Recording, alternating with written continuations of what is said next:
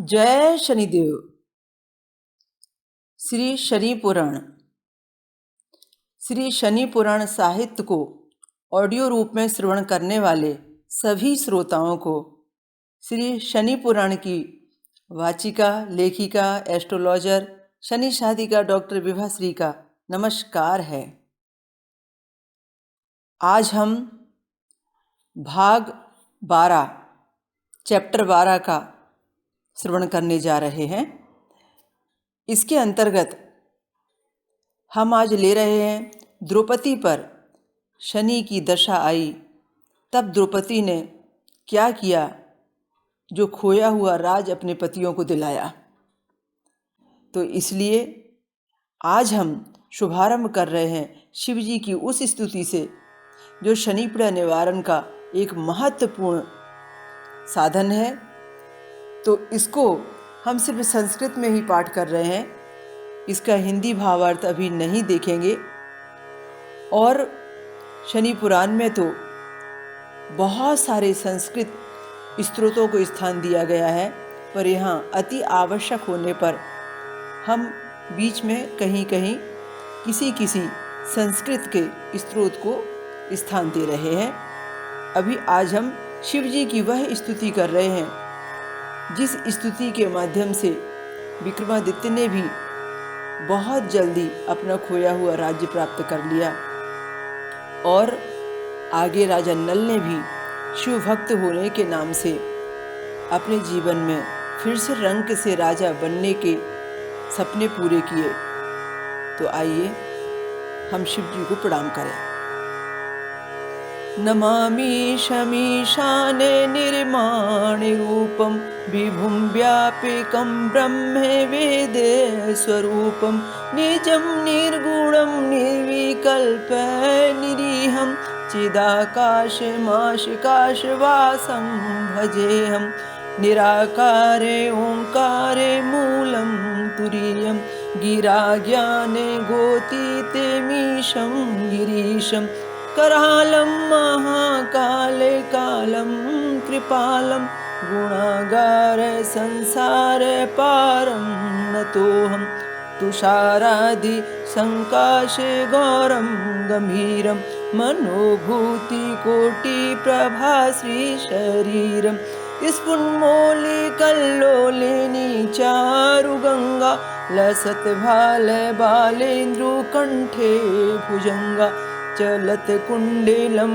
शुभ्रनेत्रं विशालं प्रसन्नानं नीलकण्ठ दयालं मृगाधीश चर्माम्बरं मुण्डमालं प्रियं शङ्करं सर्वनाथं भजामि प्रचण्डं प्रकृष्टं प्रगल्लं परेशम् अखण्डम् अजं भानुकोटिप्रकाशं त्र्याशूल निर्मूलनं शूलपाणि भजेऽहं भवानीपति भावगम्यं कलातीत कल्याण कल्पान्तिकारी सदा सच्चिदानन्द दाता पुरारी चिदानंद संदोह मोहापहारी प्रसीद प्रसीद प्रभो मनमथारी न यावत उमानाथ पादारविन्दं भजेऽहं लोके परेवा नाराणां न तावत सुखं शान्ति संतापनाशं प्रसीद प्रभो सर्वभूतादिवासं न जानामि योगं जपं नैव पूजां न तोऽहं सदा सर्वदा शम्भुतुम्बं जराजन्म दुःखोदितातम्भमानं प्रभो पाहि आपन्नमामीश शम्भो। रुद्राष्टकमिदं प्रोक्तं विप्रेण हरतोषये ये पठन्ति नरा भक्त्या तेषां शम्भुः प्रसीदति। ओम नमः शिवाय। आज के अब अगले प्रसंग में हम लेने जा रहे हैं द्रौपदी पर शनि दशा के प्रभाव में द्रौपदी ने क्या किया। एक बार भगवान श्री कृष्ण से द्रौपदी ने पूछा कि हे केशव, आपके जैसे परमात्मा मेरे साथ हैं, आप खुद ही ईश्वर मेरे साथ में हैं, फिर भी मैंने अपनी ज़िंदगी में इतने कष्ट क्यों उठाए। हम घर से बेघर हो गए, वन वन भटक रहे हैं, आपका साथ रहते हुए भी ये तकलीफ़ हमें क्यों हो रही है। इस तकलीफ़ से मुक्ति का मार्ग कुछ तो बताइए।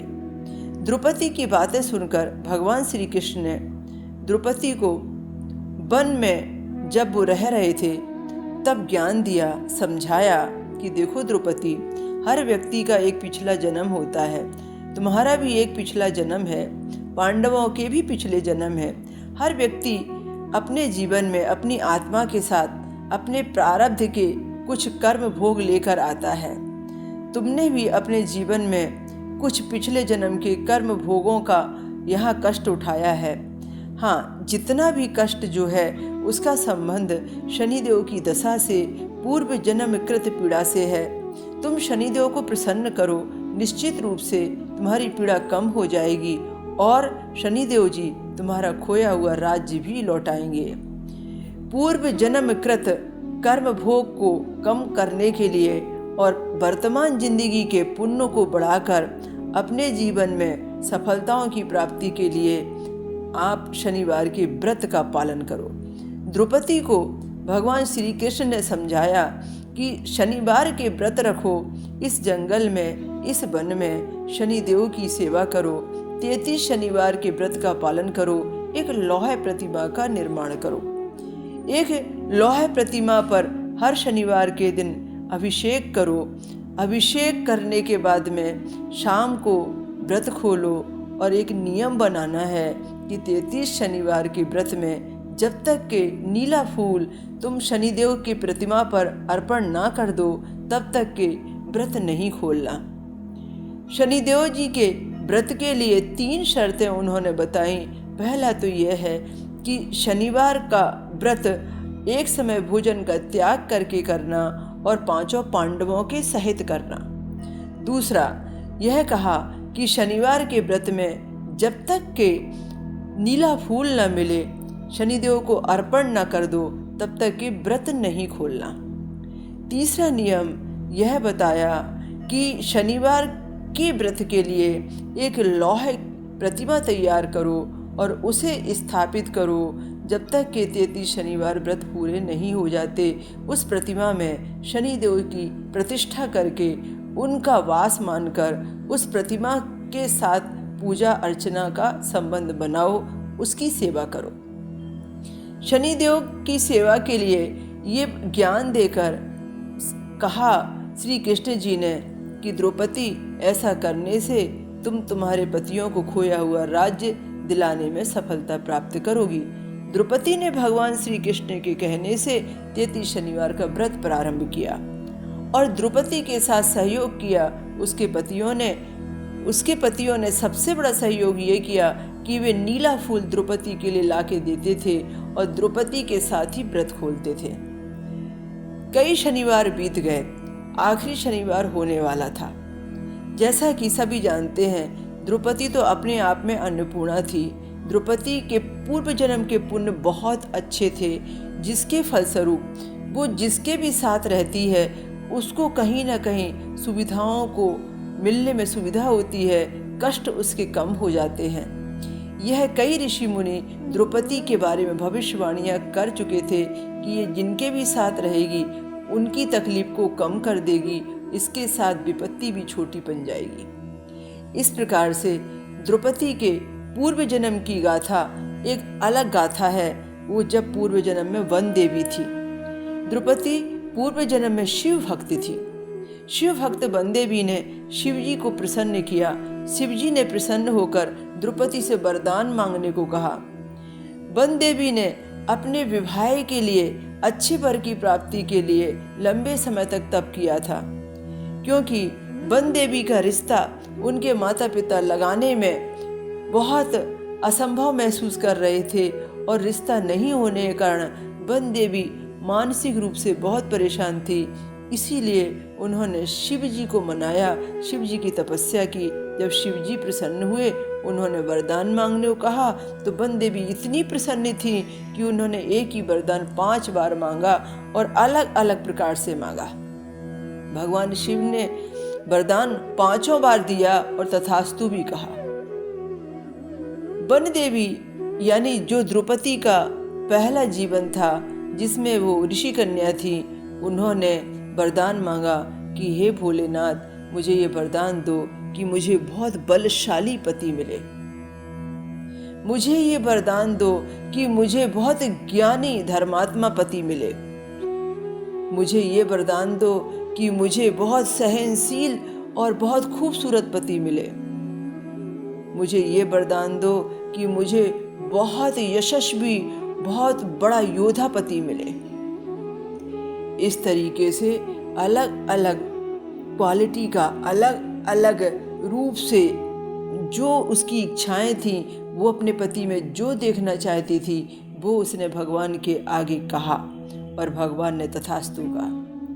एक ही व्यक्ति के अंदर में ये 5 गुण होना तो मुमकिन ही नहीं था, और इसलिए ऐसा योग बन गया कि द्रौपदी को फिर 5 पतियों को वरण करना पड़ा। यह प्रसंग उस समय भगवान श्री कृष्ण ने कुंती के सामने और द्रौपदी के सामने रखा, जब द्रौपदी दुविधा में थी कि कुंती ने कहा है अपने पुत्रों से कि जो लाए हो वो आपस में बांट लो, तो द्रौपदी कोई वस्तु नहीं है, वो 5 लोगों में कैसे बढ़ सकती है। तब भगवान श्री कृष्ण ने द्रौपदी के पूर्व जन्म को दिखाते हुए ये प्रसंग बताया था और कहा था कि तुमने ही भगवान शिव से मांगा था और 5 ऐसे पतियों को मांगा था जिनकी खूबियाँ एक में ही हो सकती हैं और जो पूरे विश्व का नेतृत्व करते हैं, उनकी बराबरी का कोई हो ही नहीं सकता। इसलिए तुम्हें इस वरदान के अनुसार तो इनको स्वीकार करना ही होगा। तब द्रौपदी अपने पूर्व जन्म की पुण्य पूंजी के साथ में उन 5 के साथ में निर्वाह कर रही थी और द्रौपदी माध्यम बनी थी उनको संकट से मुक्ति दिलाने का। इस तरह से द्रौपदी ने अपने पूर्व जन्म का ध्यान रखते हुए भगवान शिव के साथ में भी अपनी प्रार्थना जोड़ते हुए 33 शनिवार के व्रत किए। 33वां शनिवार का व्रत जब आखिरी होने वाला था, उस समय किसी भी पांडवों को नीला फूल कहीं नहीं मिला। सब परेशान हो गए, जब नीला फूल ही नहीं मिला तो द्रौपदी का व्रत कैसे खुलेगा। भीम ने कहा, अब मैं जा रहा हूँ और पहाड़ी पर जाऊंगा, पर इस बार नीला फूल ही लेकर आऊंगा। उसने पांचाली से कहा, तुम इंतजार करना, मैं शीघ्र आऊंगा। नीला फूल लेने के लिए जब वो किसी पहाड़ी पर जा रहे थे, पहाड़ी पर उन्हें दिखाई दे रहा था कि निश्चित रूप से वहाँ नीला फूल है। तब उन्होंने देखा कि पहाड़ी के रास्ते पर चढ़ने के पूर्व भी एक बहुत बड़ी पूंछ रास्ते में पड़ी हुई है। वे पूंछ से टकराते टकराते बचे, गिरते गिरते बचे। वे हैरान रह गए, मुझे ठोकर लगाने वाला, मुझे गिराने वाला कोई सामान्य व्यक्ति हो ही नहीं सकता। आखिर ये है कौन जो मुझे रोकना चाहता है। उन्होंने रुक कर देखा तो एक बहुत बड़ा बानर आराम से बैठा हुआ था और उसकी पूंछ बहुत लंबी थी। उनको प्रणाम करते हुए भीम ने कहा कि आप जो भी हैं पर सामान्य व्यक्ति नहीं हैं, आप मुझे रोकने का प्रयास कर रहे हैं। मैं समझ चुका हूँ, कोई संदेश मेरे लिए है। मेरी आपसे प्रार्थना है कि आपने मुझे क्यों रोका, मुझे क्यों गिराने का प्रयास किया। वे हनुमान जी थे। उन्होंने कहा कि मुझे भगवान शनिदेव ने भेजा है। शनिदेव के पूरे व्रत तुम पूरे करने वाले हो, आज तुम्हारा अनुष्ठान पूरा होने वाला है, इसलिए शनिदेव ने एक सुखद संकेत लेकर मुझे भेजा है और कहा है कि मैं तुम्हें यहाँ आकर आज यह संदेश दूँ कि महाभारत का युद्ध निश्चित होगा, और जो वो युद्ध होगा उस युद्ध में जो पांडवों की पताकाएं होंगी वो केसरी रंग की होंगी, और पांडवों की जो केसरी पताकाएं होंगी उनमें मेरी महाशक्ति विराजमान होगी।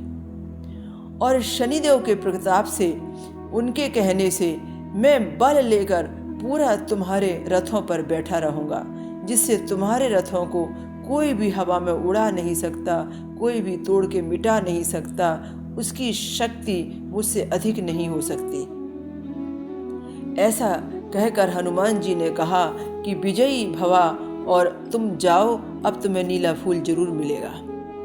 हनुमान जी से आश्वस्त होकर जब वो नीला फूल लेने पहाड़ी पर गए और नीला फूल उन्हें मिल गया, तो पांचाली के पास में आकर नीला फूल शनिदेव को चढ़ाते हुए उन्होंने सारी बात हनुमान जी वाली बताई। द्रौपदी ने शनिदेव को धन्यवाद दिया, श्री कृष्ण जी को धन्यवाद दिया, शिव जी को धन्यवाद दिया कि मेरे व्रत आपने कबूल कर लिए। मेरे 33वें व्रत के दिन आपने यह प्रमाणित कर दिया कि आपने मेरे व्रतों को कबूल करके मुझे विजयी होने का आशीर्वाद दिया है, मेरे पतियों को खोया हुआ राज्य पाने का आशीर्वाद दिया है। इस तरह से यह द्रौपदी वाला प्रसंग कई स्थानों पर शनिवार व्रत कथा का हिस्सा बना हुआ है। द्रौपदी ने जो 33 शनिवार के व्रत किए, उसके हिसाब से भी यह हिस्सा बना हुआ है कि नीलांजन समाभाषम का एक मंत्र था जो लिखा हुआ था वेद व्यास जी ने।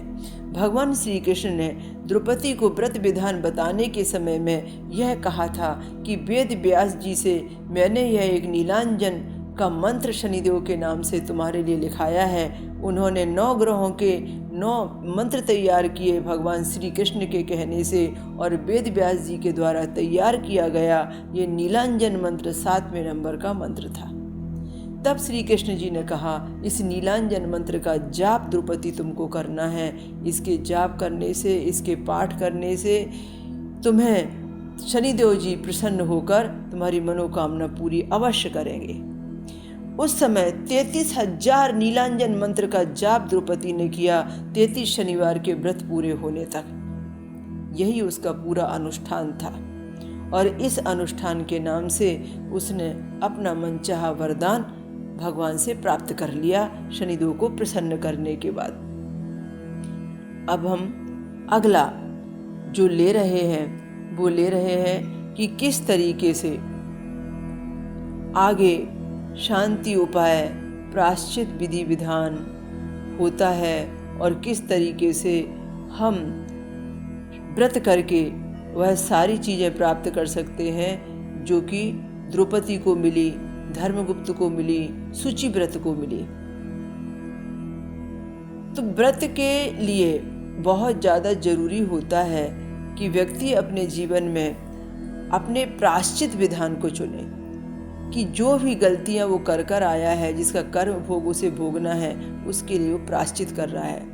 और इस जन्म में भी जो भी गलतियां हो गई हैं उसके लिए भी वो प्रायश्चित कर रहा है। जब तक प्रायश्चित पूरा नहीं हो जाता तब तक वो किसी न किसी मनपसंद चीज को खाना छोड़ दे, और हो सके तो सूर्य डूबने के पहले भोजन करे। शनिवार के दिन प्याज, लहसुन या किसी भी प्रकार का कोई ऐसा भोजन में ना ले जिसे तामसिक कहा जाता है, और यदि हो सके तो बिना नमक का भोजन ही ग्रहण करे। शनिवार के व्रत में एक समय का भोजन जो व्रती ने नहीं लिया है वो किसी जरूरतमंद भूखे व्यक्ति को खिलाए या भिखारी को ले जाके दान में दे। सूर्य उदय के पूर्व भी शनिवार की पूजा, उपासना, ध्यान, साधना और जाप पूरा हो जाना चाहिए। प्रति शनिवार के दिन तेल का दिया जलाना चाहिए और शनिदेव को प्रार्थना करना चाहिए कि उनकी प्रसन्नता के लिए यह दिया जलाया गया है, और पीपल की पूजा करना चाहिए। इस तरीके से शनिवार के व्रत के विधि विधान को करने से जैसे कि द्रौपदी को सब कुछ दिया, वैसे ही शनिदेव हर व्यक्ति को, हर व्रत करने वाले को सब कुछ देते हैं। इसके बाद में अब आते हैं हम आगामी विक्रमादित्य की कथा पर। शनिवार व्रत विधि विधान में द्रौपदी की कथा के साथ में एक कथा और आती है। अनेक क्षेत्रों में विक्रमादित्य राजा की कथा आती है जो शनिवार व्रत का एक बहुत बड़ा हिस्सा है। राजा विक्रमादित्य की कथा को अलग अलग प्रकार के लोगों ने अलग अलग तरीके से कहा है। राजा विक्रमादित्य कैसे राजा से रंक हुए और रंक से कैसे राजा बने। यह विक्रमादित्य की कथा शनिवार व्रत कथा की सर्वमान्य कथा है। कहते हैं कि एक बार 9 ग्रहों में आपस में विवाद चल रहा था। वे भगवान के दरबार में, विष्णु जी के दरबार में ये विवाद कर रहे थे कि हम में से कौन श्रेष्ठ है, आप हमें बताइए। ब्रह्मा जी से प्रश्न किया तो उन्होंने टाल दिया, विष्णु जी से प्रश्न किया तो उन्होंने टाल दिया। बाद में भगवान विष्णु ने कहा कि ऐसा करो कि तुम मृत्यु लोक जाओ, वहाँ पर एक राजा विक्रमादित्य है, वो बहुत न्याय प्रिय है और बहुत परम भक्त है शिव का, वो तुम्हें न्याय जरूर देगा। ऐसा कहकर उन्होंने 9 ग्रहों को वहाँ से टाल दिया और सारे 9 ग्रहों को विक्रमादित्य के दरबार में भेज दिया। प्रसंग के अनुसार में कथा में लिखा गया है कि 9 ग्रह सारे के सारे विक्रमादित्य के दरबार में आए और दरबार में आने के बाद में वही प्रश्न विक्रमादित्य राजा से कहा जो उन्होंने स्वर्गलोक में कहा था। 9 ग्रहों ने कहा कि हम में से कौन श्रेष्ठ है, राजन आप हमें बताएं। विक्रमादित्य समझ चुके थे प्रसंग बहुत ऐसा है कि जिसके न्याय को करना बहुत मुश्किल काम है, दुर्लभ प्रसंग है, पर फिर भी विक्रमादित्य ने कोशिश की कि उसे पूरी तरीके से न्याय संगत जवाब देना होगा। उसने 9 प्रकार के अलग अलग सिंहासन बनाए। वो सिंहासन 9 धातुओं के थे। सभी को अपना अपना स्थान देने के लिए उसने सभी धातुओं के आसन बनाए। सोने का, चांदी का, तांबे का, लोहे का, अभ्रक का, शीशा का, एल्युमिनियम का, सब प्रकार के अलग अलग पंच धातु का अलग अलग प्रकार के आसन बना के विराजमान कर दिए और कहा कि आप अपने अपने स्थान पर विराजमान हो जाएं। जो सबसे पहले सबसे आगे बैठेगा वो बड़ा होगा, जो सबसे पीछे आखिर में बैठेगा वो छोटा होगा। शनिदेव जी की चाल वैसे भी बहुत धीमी है।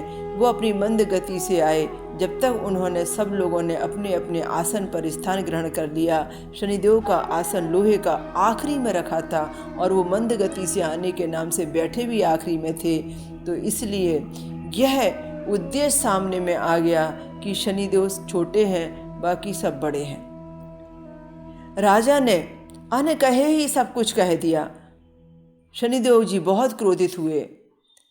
शनिदेव को लगा कि मुझे विक्रम ने सबसे छोटा बताया है। राजा ने कहा, आप जिस प्रकार से आसन में विराजमान हुए हैं उसी प्रकार से आपको यह न्याय मिल चुका है कि कौन सबसे बड़ा है, कौन सबसे छोटा है। इसके बाद में सारे ग्रह प्रसन्न होकर चले गए, पर शनिदेव जी बहुत नाराज थे। उन्होंने विक्रमादित्य से कहा, विक्रम तुम मुझे नहीं जानते, तुम मुझे नहीं पहचानते। सूर्य अपनी राशि पर एक बार में 1 महीने ही बैठते हैं।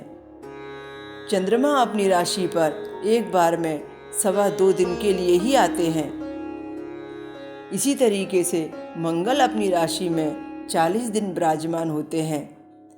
बुध किसी भी राशि पर पहली बार में मुश्किल से 35-40 दिन ही बैठते हैं। शुक्र भी लगभग 35 से 40 दिन ही बैठते हैं।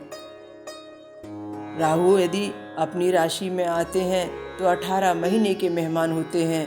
केतु यदि विराजमान होते हैं तो भी 18 महीने के मेहमान होते हैं।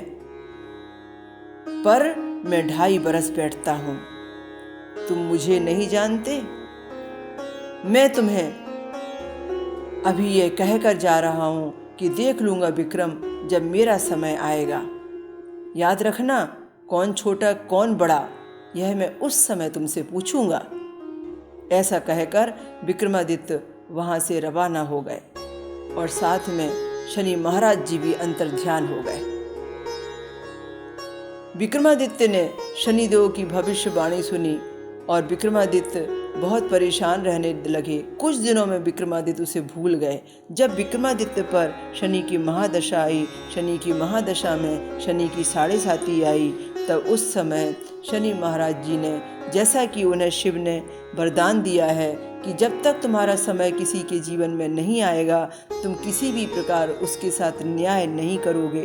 तब उन्होंने विक्रमादित्य के द्वार पर आकर विक्रमादित्य को छलने का और उसे सबक सिखाने का निर्णय लिया। विक्रमादित्य को एक प्रकार से यह अहंकार भी हो गया था कि मैं सर्वश्रेष्ठ हूँ, मुझसे बड़ा कोई भी नहीं है। एक प्रसंग के दौरान ऐसा भी कहा जाता है कि 9 ग्रह को उसने इसलिए बुलाया था कि वो पुरोहितों से जानना चाहता था कि मैं कौन से ग्रह की तपस्या करूं जिसे मैं अपने अनुकूल बना लूं और जिससे मैं सर्वश्रेष्ठ, सर्वपूजनीय, सर्वोत्तम बन जाऊं। कोई भी मेरी बराबरी ना कर सके, कोई भी ग्रह पीड़ा मुझे कभी न लगे। और 9 ग्रहों में कौन श्रेष्ठ है ये जानने के लिए उसने ढेर सारे विद्वानों को और पुरोहितों को बुलाया था। और यह भी एक प्रसंग में दिया हुआ है कि पुरोहितों ने अलग अलग अपनी दलीलें दी थी। किसी ने कहा कि सूर्य सर्वश्रेष्ठ है, किसी ने कहा चंद्रमा, किसी ने कहा मंगल, किसी ने बुध, किसी ने गुरु, किसी ने शुक्र को सर्वश्रेष्ठ बताया तो किसी ने राहु और केतु को भी सर्वश्रेष्ठ बताया। पर एक पुरोहित ने कहा, महाराज आप शनि महाराज जी को ही माने, ये सारे गुण शनि महाराज जी में हैं, उनके कारण ही आप आज न्यायाधीश बने हैं, उनके कारण ही आपके पास इतना वैभव और ऐश्वर्य है, आपका नाम है। आप उन्हें ही सर्वश्रेष्ठ माने, उन्हें ही अपने जीवन में सबसे ज़्यादा स्थान दें, आपका वैभव बना रहेगा। तब उस पुरोहित की बातें सुनने के बाद में विक्रमादित्य को यह समझ में आ गया था कि शिवजी को भी शनि महाराज जी की दृष्टि लगी थी। यहाँ यह भी समझ में आ गया था कि पिता पर भी शनिदेव ने दृष्टि दी थी। तो उसने क्रोधित होकर पुरोहितों से यह कहा कि जिसने अपने पिता को भी नहीं छोड़ा, जिसने अपने गुरु को भी तकलीफ दी, मैं ऐसे शनि को क्यों मानूं? ये 2 प्रसंग एक साथ आपको सुनने में आ रहे हैं। अलग अलग शनिवार व्रत कथाओं में, अलग अलग विक्रमादित्य की कहानियों में ये अलग अलग प्रसंगों का जिक्र आता है। कुल मिलाकर शनिदेव तो नाराज हुए ही, और दोनों प्रसंगों में यहाँ तक की कथा आती है कि शनि महाराज जी ने नाराज होकर उनसे कहा कि विक्रम, जब मेरा समय आएगा तो मैं देख लूँगा तुमको। और फिर जब विक्रमादित्य के ऊपर शनि का समय आया तो फिर शनि महाराज जी ने घोड़े का रूप रखा, क्योंकि शनि महाराज जानते थे कि घोड़ा ही विक्रमादित्य को लुभा सकता है। घोड़े का बड़ा शौकीन है विक्रमादित्य। उसके अस्तबल में न जाने कितने सारे, कितनी अच्छी दौड़ लगाने वाले, कितने अच्छे घोड़े हैं कि जिनकी बराबरी कोई नहीं कर सकता। इसलिए एक खूबसूरत घोड़े का रूप रख के विक्रमादित्य के दरबार में एक सौदागर आया। उस सौदागर ने दरबारी से कहा, राजा से कहो कि बड़े खूबसूरत घोड़े आए हैं। सौदागर की बात सुनकर विक्रम दौड़ा चला आया घोड़ों का सौदा करने के लिए। देखा बेहद खूबसूरत घोड़ा है। सौदागर ने कहा, हवा से बातें करने वाला घोड़ा है, आप इस पर बैठकर तो देखिए। विक्रमादित्य ने उसे मनमानी कीमत देकर खरीद लिया और अस्तबल में घोड़ों के साथ बांध दिया और रात भर सोचता रहा, कब सुबह होगी, कब मैं घुड़सवारी करूँगा, कब मैं हवा से बातें करूँगा, कब दुनिया को ये बताऊँगा कि मेरे पास हवा से बातें करने वाला जो घोड़ा है वो कभी किसी के पास नहीं रहा होगा। सर्वश्रेष्ठ बनने की हमेशा महत्वाकांक्षा विक्रमादित्य की सदा ही थी।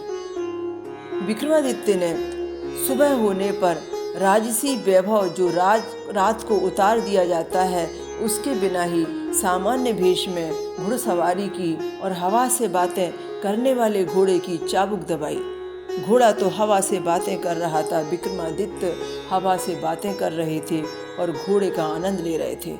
पर यह क्या, सुबह से दोपहर हो गई, दोपहर से शाम हो गई। विक्रमादित्य बहुत कोशिशें कर रहा है पर घोड़ा है कि भूमि पर उतरने का नाम ही नहीं ले रहा है। विक्रमादित्य परेशान हो गए, थक गए, भगवान शिव को मनाने लगे, उनसे प्रार्थना करने लगे, मेरी भक्ति में यदि शक्ति है तो हे प्रभु मेरी रक्षा करो, मैं मार्ग भटक गया हूँ, मुझे पृथ्वी तक ले जाओ। शनिदेव को दया आ गई। जैसे शिव जी को उन्होंने याद किया विक्रम ने, शनिदेव जमीन पर आ गए और एक जंगल में विक्रम को उतार दिया। कहते हैं कि उस जंगल में वहाँ पर विक्रमादित्य ने उस घोड़े को एक पीपल के पेड़ से बांध दिया और सोचने लगा कहीं पानी है तो पानी पी लो। वह जाता है, देखता है, पानी की तलाश करता है, पर वहाँ पर जहाँ पानी दिखता है पास में जाने के बाद पता चलता है कि नहीं, यहाँ तो पानी नहीं है। प्यासा बहुत है, खोजता है तो एक झोपड़ी नजर आती है। उस झोपड़ी में से एक ग्वाला निकल कर आता है। वह विनती करता है, मुझे बहुत भूख प्यास लगी है, बेटे कुछ खाने पीने को है? वह कहता है, मैं बिना मोल लिए कुछ भी नहीं दूंगा। विक्रम के पास में एक नीलम की अंगूठी होती है, वह उतार कर दे देता है ग्वाले को और ग्वाले से भरपेट दूध और पानी मांग कर पीता है। एक आखिरी रही सही शनिदेव की अंगूठी जो रक्षा कर रही थी उसकी, शनिदेव ने वह भी उतरवा कर ग्वाले को दिलवा दी, क्योंकि यह मान है कि उंगली में जो नीलम पहने उसको कष्ट पड़े न सहने। शनिदेव जी आखिर में विक्रम को सबक सिखाना चाहते थे, तो पहले तो उनको नीलम उतरवाना जरूरी था। वह पास के गांव को खोजने लगा। आज के समय में जिसे हम महाराष्ट्र के नंदुरबार जिले के अंतर्गत और दोडाईचा तहसील के अंतर्गत आने वाले एक शनि तीर्थ क्षेत्र को, दोडाईचा के क्षेत्र को जानते हैं, जिसका नाम रखा गया शनि मॉडल। उस क्षेत्र के पास के जंगल में वहाँ पर घोड़ा उतरा था। कहते हैं कि उस क्षेत्र के पास में आकर उस बस्ती में अंदर प्रवेश कर एक साहूकार की दुकान पर आकर राजा विक्रम विराजमान हो गए और सोचने लगे कि मैं क्या करूं। साहूकार ने देखा कि यह मुसाफिर जब से आया है तब से मेरा तो बहुत सारा लेन देन क्लियर हो गया। उधारी देने वाले जो कभी नहीं दे रहे थे उन्होंने उधारी दे दी। मेरा माल आज बहुत बिका है, यह तो मेरे लिए बड़ा भाग्यशाली है। उसने विक्रम से कहा कि तुम सज्जन पुरुष जान पड़ते हो, मेरे यहाँ नौकरी करोगे क्या? विक्रम ने स्वीकार कर लिया और विक्रम ने कहा कि मैं आपके यहाँ पर काम अवश्य करूँगा यदि आप मुझे रहने की और भोजन की व्यवस्था दें। उसने राजा को नौकरी पर रख लिया और राजा से कहा, मेरे घर चलो, मैं तुम्हें भोजन कराऊंगा, तुम्हारी व्यवस्था करूँगा। राजा को घर लेकर आया। वह रास्ते भर सोचता रहा, बहुत सज्जन पुरुष जान पड़ता है, बड़ा भाग्यशाली है। मेरी बेटी की यदि मैं इसके साथ शादी करूं तो मेरी बेटी तो बहुत सौभाग्यशाली रहेगी और मुझे भी घर जमाई मिल जाएगा। वह सोचता रहा कि मुझे क्या करना चाहिए। उसने सेठ ने अपनी बेटी श्री कंवर के लिए बहुत सारे सपने देख डाले। घर जाने के बाद में अपनी बेटी से कहा कि बेटी, इसे बहुत अच्छे से भोजन कराओ, इसे प्रसन्न करो, इसके लिए तुमने जो सोचा है वो तुम पा जाओगी, ये तुम्हारे लिए वर बनने योग है। श्री कंवर ने बहुत सारा श्रृंगार करके और बहुत अच्छे तरीके से भोजन परोसा। मुसाफिर ने, विक्रमादित्य ने जैसे ही भोजन खाना प्रारंभ किया, उसने एक घटना देखी कि दीवार पर एक मयूर का चित्र है। उस मयूर के चित्र में खूंटी के ऊपर में एक हार टंगा हुआ है और वह हार, खूंटी वाला मयूर धीरे धीरे निगल रहा है। वह हैरान होता है, परेशान होता है, सबको बोलता है कि इसने अभी अभी खूंटी ने हार निगल लिया। पर उसकी जो बेटी है वह हल्ला कर देती है कि मेरा हार यहाँ टंगा हुआ था और इस व्यक्ति ने ले लिया। इतना ही नहीं, वह सेठ भी चारों तरफ लोगों से कहता है, यह व्यक्ति तो चोर निकला, मैं तो सज्जन समझकर इसे लेकर आया था, इसे ले जाओ और इसको ले जाकर दंड दिलाओ। उसके यहाँ के जो भी सेवक थे वो विक्रमादित्य को राजा के दरबार में ले गए। उस समय वहाँ का राजा चंद्रसेन हुआ करता था। वह राजा चंद्रसेन जिसको विक्रमादित्य ने कभी अपमानित किया था और विक्रमादित्य ने बहुत सारे राजाओं को अपने अनुकूल बनाने के लिए उनके राज्यों को जीता था। उस समय जब यह हार गया था चंद्रसेन, तब बहुत अंदर से ग्लानि हुई थी और अपमानित चंद्रसेन यह सोचने लगा था, मैं विक्रमादित्य से बदला कैसे लूं। उस समय राजा चंद्रसेन के दरबार में जब विक्रम को लेकर आया गया, तब विक्रमादित्य ने राजा के हाथ पैर छुड़वाकर उसे चौराहे पर छुड़वा दिया। हाथ और पैर टूटने के बाद में, जिसे आज की भाषा में आप फ्रैक्चर कह सकते हैं, हाथ पैर टूटने के बाद में वह तेली के यहाँ पर तेल पेरने के लिए मजबूर हो गए। तेली के यहाँ तेल पेरने का काम कर रहे थे और शनिदेव उन्हें कहते थे कि तुम हाँकते जाओ, बैल हाँकते जाएंगे और तेल निकलता जाएगा। शनिदेव ने तेली का रूप बनाकर विक्रमादित्य को तेली के यहाँ पर तेल पेरने का एक काम दे दिया। विक्रम गाते थे और बैल चलते थे, विक्रम का गाना बंद हो जाता था, बैल रुक जाते थे। इस तरीके से तेली के यहाँ का कोल्हू चल रहा था, तेल निकल रहा था।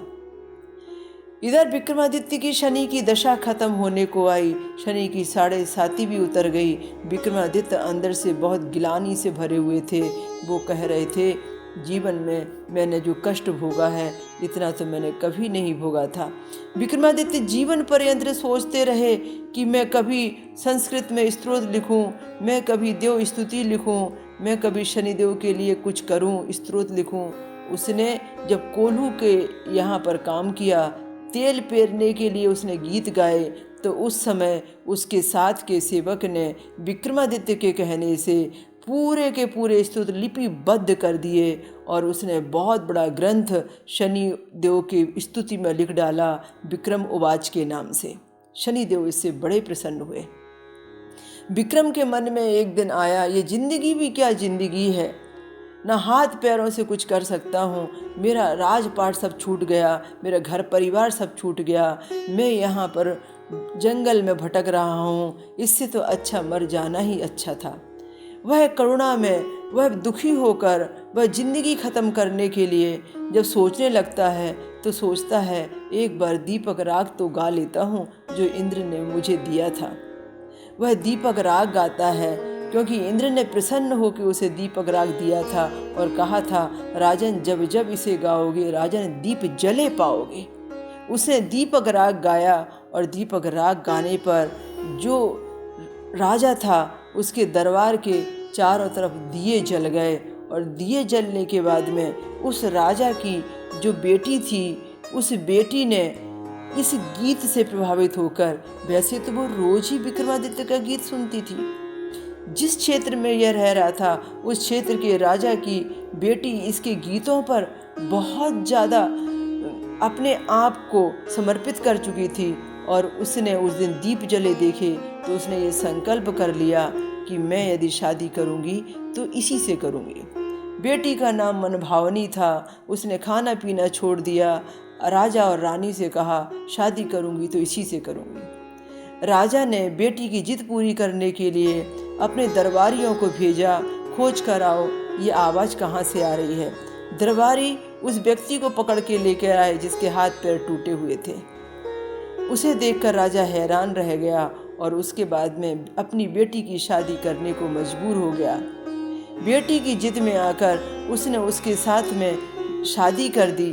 उस रात विक्रमादित्य को शनिदेव ने दर्शन दिए और कहा, देख लिया विक्रम, कौन छोटा कौन बड़ा। विक्रमादित्य ने अपनी गलती का प्रायश्चित किया और कहा, प्रभु मैंने आपके लिए इतना ज़्यादा तप किया, इतना व्रत लिखे, इतना मैंने अनुष्ठान किया, फिर भी आप मुझसे अभी तक नाराज़ हैं। आपने मुझे माफ़ नहीं किया, मुझे माफ़ कर दीजिए। विक्रम से कहा, मैंने तुझे माफ़ किया है तभी तो तुझे दर्शन दिए हैं और तुझे तेरे हाथ पैर स्वस्थ करके लौटा रहा हूँ और तुझे सारा वैभव भी वापस लौटा रहा हूँ। विक्रमादित्य की आँख खुल गई। उसने देखा कि उसका सारा शरीर खूबसूरत हो गया है। जो राजकुमारी मनभावनी थी वो भी अपने पति को स्वस्थ और सुंदर देखकर खुशी के मारे फूली नहीं समाई और उसने कहा कि अब हमें उज्जैन जाना है। विक्रमादित्य उज्जैन जाने के लिए जैसे ही निकलने वाला था, मनभावनी अपने माता पिता से विदा लेने लगी। उसने बहुत सारे अच्छे उपहारों के साथ में राजा ने अपनी बेटी को विदा किया। मन भावनी निकल रही थी। विक्रमादित्य के साथ में बहुत सारे ऐश्वर्य के साथ में तभी वह साहूकार आ गया और उसने हाथ जोड़े, विक्रमादित्य के पैर छुए कि बोला, राजन, मैं तुम्हें पहचान ना सका, मैंने तुम्हें चोरी का इल्ज़ाम लगाया, मुझे पता चला कि मैं गलत था, मुझे माफ़ करो, मेरे घर चलो। राजा को मना फुसला के वह अपने घर लेकर आया, बड़ा अतिथि स्वागत किया, खूब प्रायश्चित किया और राजा से विनती की, मेरे मन का भाव था कि मैं मेरी बेटी श्री कंवर की शादी आपके साथ करूं, इसे स्वीकार करो। विक्रमादित्य की शादी श्री कंवर के साथ भी हो गई। अब 2 रानियों को लेकर वह उज्जैन के लिए रवाना हुआ। साहूकार ने भी बहुत सारा वैभव उसे दिया और सब हाथी घोड़े लेकर, सब धन वैभव लेकर जब उज्जैनी में प्रवेश किया, लोगों में हलचल मच गई कि उज्जैन क्षेत्र का राजा आ गया, हमारा राजा आ गया। दीप मालिकाएं तैयार हुई, दिवाली मनाई गई, सभी लोग खुशी से झूम उठे। राजा ने ऐलान करा दिया कि मैंने शनिदेव को बुरा भला कहकर, मैंने शनिदेव को क्रोपित करके, मैंने अहंकार करके, मैंने अपने जीवन में खूब सारी गलतियां करके जो कष्ट भोगे हैं, वो कष्ट मैं किसी के जीवन में नहीं आने दूंगा। इसलिए मैं चाहता हूँ कि तुम सब लोग यहाँ पर शनिदेव की भक्ति करो, हर घर में शनिदेव का स्थान होना चाहिए।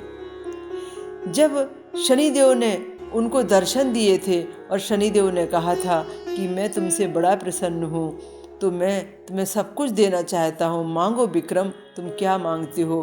तुमने जो मेरे लिए स्तोत्र रचे, तुमने जो सच्चे व्रत किए, सच्चा तप किया, सच्चा प्रायश्चित किया, अपना अहंकार खत्म कर दिया, मैं तुमसे बड़ा प्रसन्न हूँ, मांगो क्या मांगते हो। तो उस रात शनिदेव के दर्शन होने पर विक्रम ने कहा था कि प्रभु, आप मुझ पर यदि प्रसन्न हैं तो मुझे ये वरदान दीजिए कि जब तक ये संसार रहे तब तक विक्रम का आपके साथ में नाम चलता रहे। और विक्रमादित्य ने सदा सदा शनिदेव जी की भक्ति में स्थान प्राप्त कर लिया। हर कथा, कहानी, प्रसंग, स्तोत्र में हर जगह विक्रमादित्य का नाम समा गया। और हमारा यह संवत, जिसे हम ज्योतिष की गणना में इस्तेमाल करते हैं, वह भी विक्रम संवत के नाम से ही जाना जाता है। इस तरह से इस कथा प्रसंग में ये बताया गया है कि उज्जैनी नगरी में, जहाँ पर इंदौर उज्जैन रोड पर मध्य प्रदेश के अंतर्गत में 9 ग्रहों का शनि मंदिर है। शनि मंदिर 9 ग्रहों के नाम से प्रसिद्ध है। वह विक्रमादित्य के द्वारा बनाया गया शनि मंदिर है, जहाँ आज भी हर अमावस्या और शनि अमावस्या पर लाखों की भीड़ लगती है। तो विक्रमादित्य के द्वारा जो प्रायश्चित किया, उससे शनिदेव ने विक्रमादित्य को ये वरदान भी दिया कि जो भी मेरी दशा आने पर तेरे जैसा अहंकार त्याग देगा, तेरे जैसा विनम्र हो जाएगा, तेरे जैसा अपने ज्ञान पर चल पड़ेगा और भक्ति में आ जाएगा, तेरे द्वारा लिखे गए स्तोत्रों का पाठ कर लेगा, जो भी सही मार्ग को पकड़ लेगा, उस व्यक्ति के जीवन में जब भी मेरा समय चल रहा होगा, मैं उसे वह पीड़ा कभी नहीं दूंगा।